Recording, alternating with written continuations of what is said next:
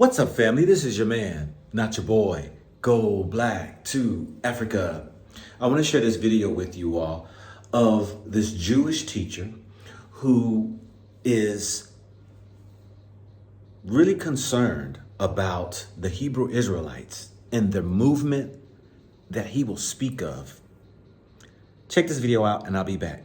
And this has been a really tough last couple of weeks, I have to say. There's been a lot of news about the Jews in in the internet and public discourse, and not always in a positive way. In fact, I noted that yesterday the phrase "the Jews" was actually the top trending item on Twitter, and that just can't be a good thing.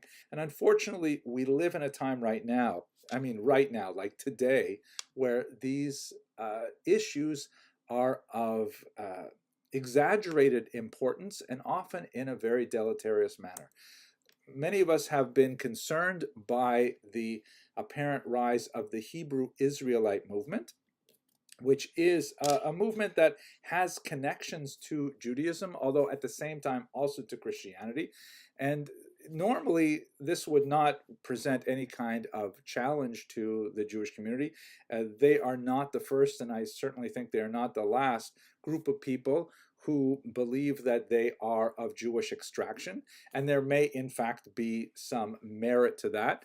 That's going to be something we'll discuss in greater detail, God willing, next week. But what's frightening about this is that there's an unusual militancy among some of those groups. For example, this is from a protest that occurred just last week here in New York State, actually in the holy city of Brooklyn. And these are some of the flyers that were distributed. And you can see that the argument that many Hebrew Israelite groups maintain, not all, I shouldn't say many, I should say some, they argue that they are in fact the quote unquote real Jews, and the other people who call themselves Jews, which basically means Ashkenazic Jews, are in fact imposters. And more than that, there is a kind of like an evil motive behind these imposters who have striven to displace the true Jews. And there's just a lot of nonsense going on with that. I myself can tell you that I've been an Ashkenazi Jew all my life, and I've never had any attempt to displace anybody else from their Jewish identity. As far as I'm concerned, they're perfectly welcome to believe whatever they want. It doesn't really bother me. I hope they don't impinge on my beliefs about my identity. And as you can see from this flyer, there's also, strange admixtures of Christian elements as well. Many of these Israelite movements, they prefer generally the term Israelite to Jew, borrow heavily from Christianity or lean Christian in their beliefs as well. And they tend to draw from some of the nastier elements of Christianity, like this passage from Revelation 2.9, referring to the synagogue of Satan. It's not a joke, because some of the more extreme, deranged people who associate with these movements have been associated also with terrible violence, including an awful shooting in Jersey City, some violence in upstate New York as well. Beyond the violence, we should note that there are many Israelite congregations that have very good relationship with other Jewish movements, even if there's still disagreement about who is Jewish and who is not. And a lot of this wrangling over who gets to use the term Jew to describe themselves has caused chaos among the various Black Israelite movements as well. Everybody seems to want to argue what color Jews were originally. Let's try and figure out that question. What does the historical data suggest? We have no clear-cut answer from biblical texts or archaeological texts, but we do have some scientific data, and we do have some very suggestive data from both biblical texts and archaeological data. Let's start with biblical passages, for example. According to the book of Genesis, the roots of the Jewish people are in southern Iraq, very close to Kuwait. Abraham and his wife Sarah originate from the city of Ur, and that puts us down, right in the Persian Gulf region like that. Later on, several other family members who may already have come from Ur are married in from the region of Padan Aram, which would be in Syria. Now, even if one does not want to take the biblical passages at face value, one has to recognize that when they were circulating in antiquity, if they were way out of whack with people's sensibility, people would say, hey, wait a second, how can it say we come from Ur because we physically look so different than all those Ur people? And we don't have evidence of any of that objection. Secondly, if we assume, and it's not necessarily an assumption we have to make, but if we assume that the people who live there today basically look like the people who lived there in antiquity, then we should be able to get a sense of what did Abraham and Sarah actually look like. So this is what typical Iraqis look like today. And you can see that they tend to have a little bit darker complexion. They tend to lean towards darker hair color, although the child on the right seems to have a little bit lighter hair color. In terms of biblical texts, there are a few kind of interesting passages that refer to possibly darker skin in the sense that they were at some level understood to be other, but at the same time, they're also part of the community as well. Moses, for example, in Numbers 12, there's a whole discussion of the fact that he married a woman from Cush, Cush being the ancient term for Ethiopia. So on the one hand, the fact that she's identified differently, either by her place of geographic origin or possibly by her skin color, because Cushite could easily mean an Ethiopian colored woman as opposed to an Ethiopian origin woman.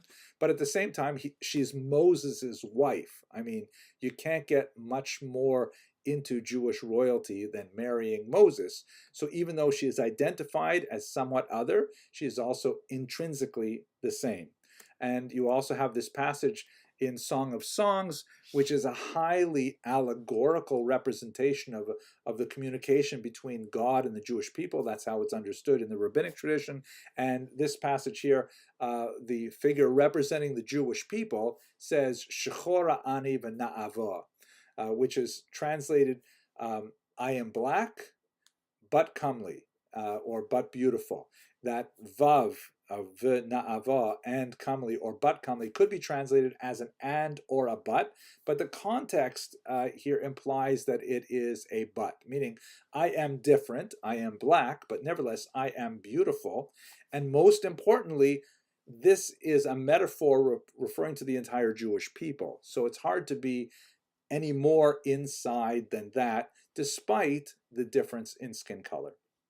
So that's to summarize what we know from the data about Jewish skin color based on some common sense, some current ethnographic data, some biblical texts, and what limited archaeological evidence we have.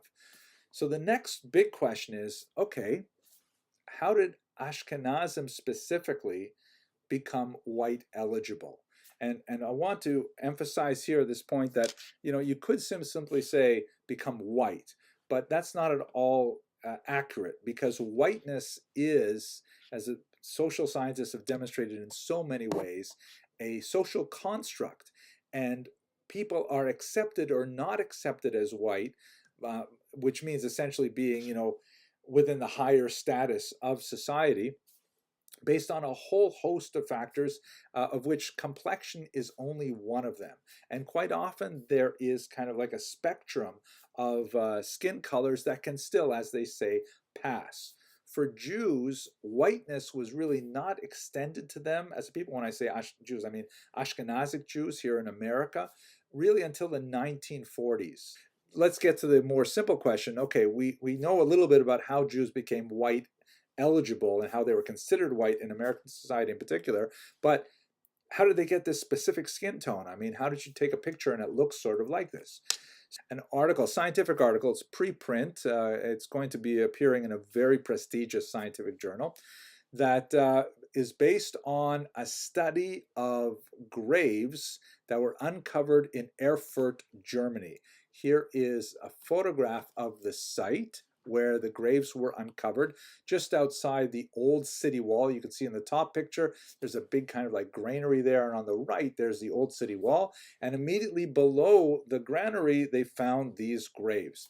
The article is by S. Waldman et al. There's about 30 people listed as authors, and it's genome-wide data from medieval German Jews show that the Ashkenazi founder event predated the 14th century. I'm going to unpack this very important title for you.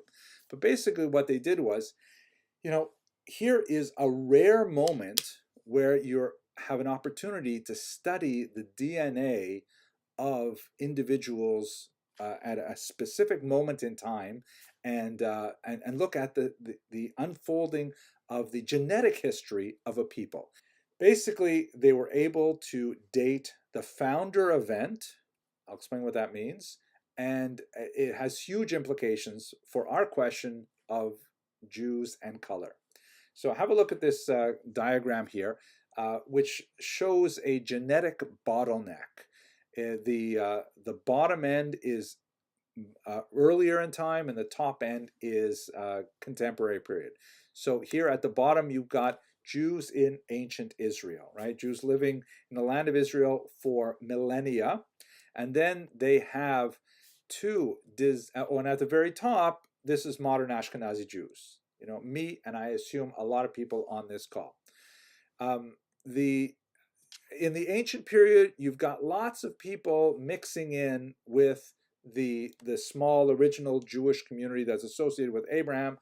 You have people like the Bible refers to Ruth, who comes from the land of Moab, and other historical sources have people like Antipater, who came from Idumea. You have Helena of Adiambene. These are just like famous, well-known people. But obviously, there are thousands of just neighboring peoples who end up marrying in this small group that trace their lineage back to the Exodus and beyond. So they're living in the land of Israel, slowly incorporating other peoples in their genetic stock. And then you have two disastrous wars with Rome.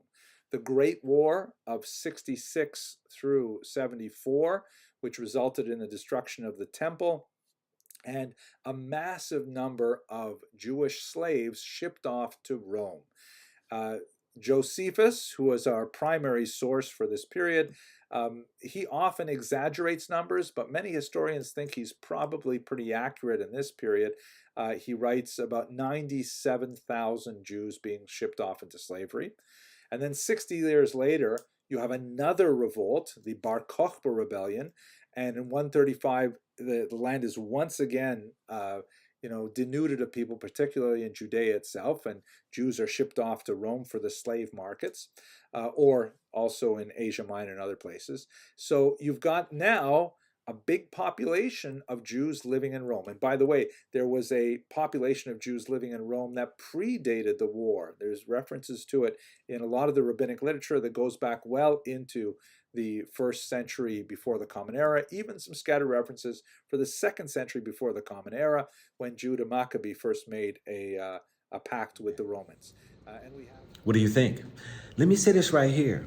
The Hebrew Israelites have brought to surface a great concern by the Jewish community on their asserting that we as black people are in Deuteronomy 28 because we have been shipped into slavery, where there is no history shown that the Jewish people have been shipped over into any place. I researched, and I haven't found, let alone I've never heard a Jewish person reference they've been shipped to various countries by ships into slavery.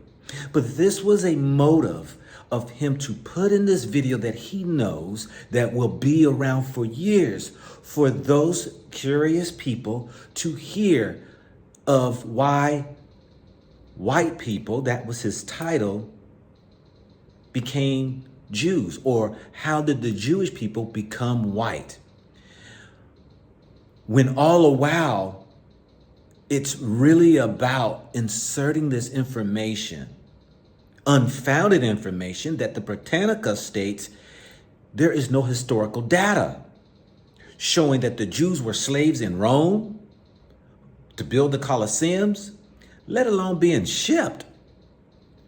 So here's another attempt to change history again, which is continuously being changed. If you rely on information on the internet that is freely being manipulated constantly, daily, you will be fooled and be fighting against others that have different information.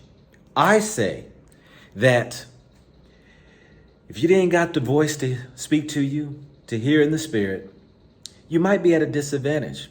Now, some people might say, what does this all mean? What does it matter?